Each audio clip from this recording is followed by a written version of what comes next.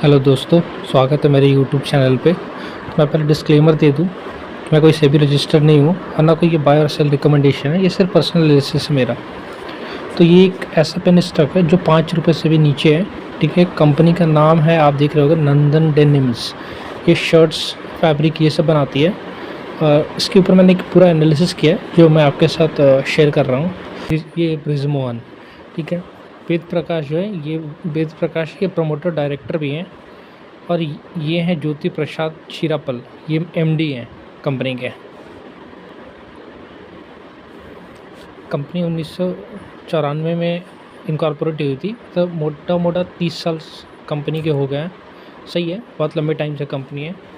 और ये मैन्युफैक्चर करती है डेनिम, शर्टिंग मटेरियल करती है, यार्न धागा करती है, वेरियस टाइप ऑफ फैब्रिक करती है, कपड़े करती है। ठीक है। इसके क्लाइंट कौन कौन है, सबसे ज़्यादा इंपॉर्टेंट ये है कि इसके क्लाइंट कितने अच्छे और कितने बड़े बड़े लोग हैं। ठीक है, मुफ्ती है, क्रिम्सन है, जूडियो जो टाटा का है जानते ही हो, मिंत्रा है, मैक्स है, सिन है, pantaloon, west side, road star, मतलब मैक्सिमम कपड़े का जो इंडस्ट्री है उनका ये क्लाइंट है भाई। तो ये अच्छा खासा इनका क्लाइंट है, मैं तो बोलूँगा भाई। एक्सपोर्ट कहाँ कहाँ करते हैं, सेंट्रल अमेरिका में करते हैं, Colombia, Peru, Chile, Morocco, Egypt, Turkey, South Africa, Sri Lanka, Bangladesh, Korea, Thailand, Kenya और गुटामेला। तो अच्छा खासा इनका एक्सपोर्ट्स भी है इसका मतलब। अच्छा, अब इसको देखते हैं इसका बिज़नेस सेगमेंट कहाँ है, कौन से बिज़नेस में ये फैला हुआ है नंदन डेनिम्स। ठीक है, मैन्युफैक्चरिंग करती है, पहला इसका मोस्ट सबसे इम्पॉर्टेंट और मेजर पार्ट है। इसका प्रोसेस हाउस है खुद का, मतलब जहाँ पे ये डाइंग करते हैं, प्रिंटिंग करते हैं, ब्लीचिंग एंड फिनिशिंग फैसिलिटीज़ भी है इनका खुद का। फिर ये फिलामेंट बिजनेस में भी है, इसका देखिए इंफ्रास्ट्रक्चर बिजनेस में भी है, फिर ये एजुकेशन में भी अपना सेगमेंट रखे हुए हैं, इसका रियल एस्टेट में भी है। अब ये नया स्टार्ट इनका हुआ solar hardware manufacturing, green energy की तरफ। ये बहुत अच्छा इनका स्टेप्स है, देखते हैं आगे और क्या क्या है। ठीक है, थोड़ा कंपनी के बारे में जान लेते हैं। कंपनी का मार्केट कैपिटल 520 करोड़। ठीक है, और एवरेज मिड कैप, ये स्मॉल कैप का, ठीक है, 500 मार्केट कैपिटल। करेंट प्राइस है 3.62, ऑल टाइम हाई है 7.35 और ऑल टाइम लो है 2.96। ठीक है, स्टॉक पी 10.4, बुक वैल्यू 4.17। आप एक चीज़ देख रहे होंगे, करेंट प्राइस है 3.262 और बुक वैल्यू है 4.17, मतलब अपना बुक वैल्यू से भी नीचे ट्रेड कर रही है। ओके, ROC है 11.5, रिटर्न इक्विटी है 7.71, फेस वैल्यू है 1। ये थोड़ा चार्ट अगर हम देखें तो मुझे एक चीज़ एनालिसिस मिली कि थोड़ा इसमें बिग प्लेयर्स एक्टिव होते हैं। ठीक है, वो क्या करते हैं, शेयर्स को थोड़ा ऊपर ले जाते हैं, फिर उसका थोड़ा डंप करते हैं, शेल करके वो प्रॉफिट बुक कर लेते हैं। क्योंकि ये फिर इसी तरह इस बार भी हुआ, शेयर्स को एकदम बेस से लेकर नीचे से लेकर के ऊपर गए ऑल टाइम हाई तक, फिर उसके बाद इसको डंप किया। ठीक है, लेकिन फिर भी मुझे लॉन्ग टर्म के लिए सही लगता है कि प्रॉफिट अच्छा खासा देकर जाएगा। कुछ कंपनी के प्रॉज है, कुछ कॉन्स भी है। कंपनी ने अपने डेब्ट को पूरा घटा लिया है। ठीक है, और कंपनी ट्रेड करे 0.87 टाइम्स अपने ऑल टाइम हाई से, अपने बुक वैल्यू से।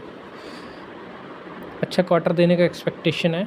ठीक है, कॉन्स में क्या क्या है, कंपनी प्रॉफिट दे रही है पर डिविडेंड नहीं दे रही, तो ये जाहिर सी बात है, स्मॉल कैप है तो ये री इन्वेस्ट करती है अपने प्रॉफिट को डिस्ट्रीब्यूट ना करके।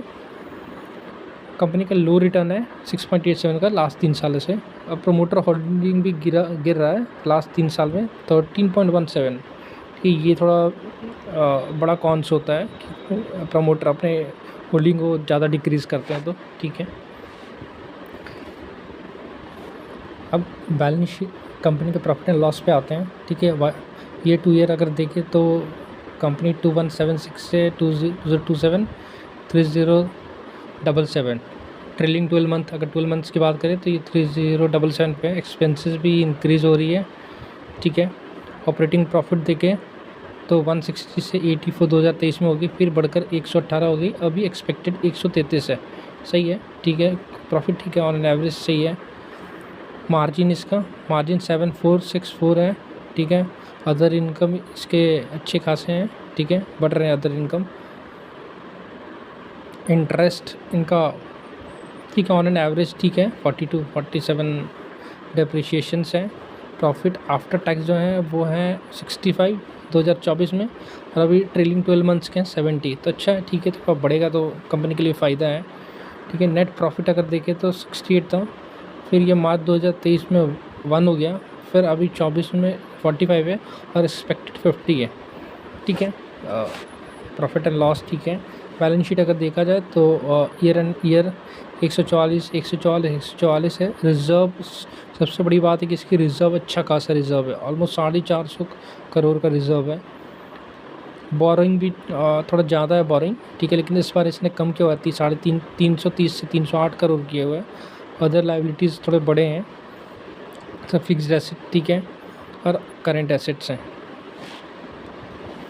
शेयर होल्डिंग की बात करें, मैंने पहले ही बोला कि शेयर होल्डिंग सबसे स्टार मार्क होती है किसी कंपनी में, कि वो उसे ख़रीदा जाए कि नहीं ख़रीदा जाए।